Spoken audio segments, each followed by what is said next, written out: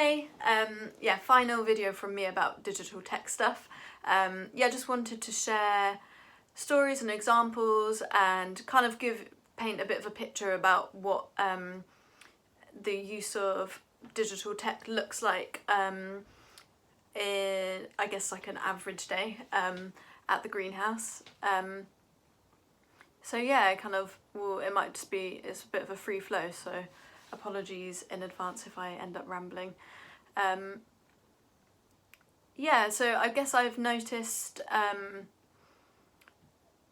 or what I've really loved, and I haven't seen that before, is how often if a child is on a device and they've got a game on their device, it will be this kind of it will be a communal activity, and communal in the sense that they are interacting with others as they're doing it, or it could be that they're passing it around, so the children are taking it in turns to do something or building something together. And yeah, the inspiring thing for me with that is seeing how these the games that they play on their devices flow into games that they play yeah, in different forms. So to kind of give examples of that, there's been Roblox inspired cooperative games with different portals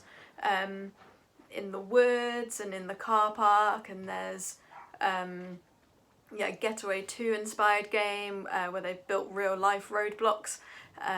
Getaway 2 is a game where you're driving a car and escaping from a police car. And what other ones we've had? Yeah, we've had Star Trek inspired games, Rapunzel and Cinderella, and Lego storytelling that's flowed from kind of YouTube clips that they've been watching. So that for me is yeah, it's been really interesting to see, yeah, the kind of the flow in and out of the different play states, I guess.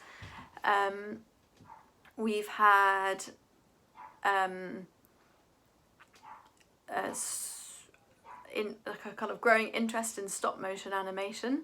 So a number of the children have apps on their phone where for making videos, and also I think on iMovie there's a you can make trailers for films. So I know a couple of children have done that, and others have found that really inspiring.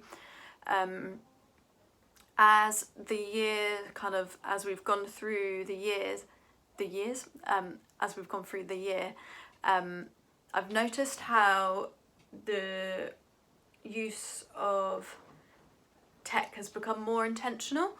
So in the last couple of weeks before the end of term, they were adding offerings related to it. So it would be yeah, there's like Minecraft masterclasses in creating hot tubs, or building houses for on the request of different children. So I got asked what kind of house I want, so I had a jungle tree house. So those have been things that have been started to be added to the Set the Week board, added to the Set the Day board in the meetings. We've had children wanting to share scary photos and having offerings about that, and sharing clips from films that they like, or characters that they're really into. And what's come up with that is like this real consideration that of like a real consideration for each other in what's appropriate.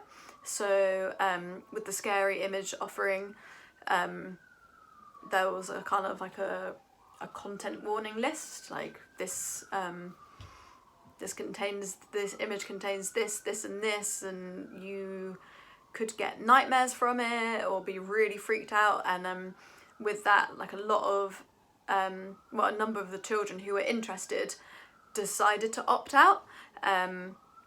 And same for sharing clips on YouTube, whether it's just these kind of like a content warning. This contains flashing. This contains gunshots. So yeah, I really love to see how the awareness that different content is appropriate for different people, and the consideration that they have for each other in sharing that. And practicing, the different spaces it might be appropriate or not appropriate to do that in. What else have we had? We have a regular offering with the ALC in New York, which is GeoGuessr, so kind of meet on Zoom and then try and figure out where in the world you are. And we've had Spike come in, who is a friend of Thayan's, and he came in and shared with the children his some of the videos he makes, and then also talked them through the process of him making them, which I know was really inspiring to a lot of children.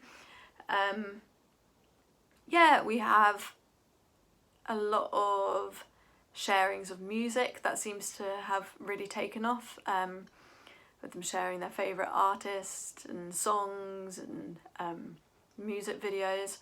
And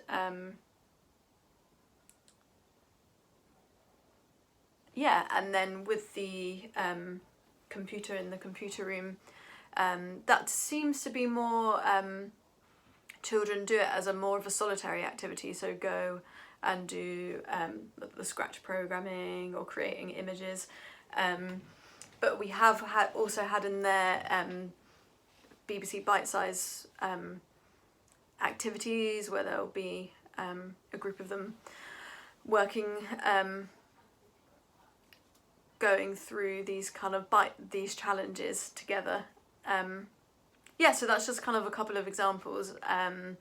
There's probably stuff that I've missed out, but just examples of how personal devices are used, and as well as the computer. Cool.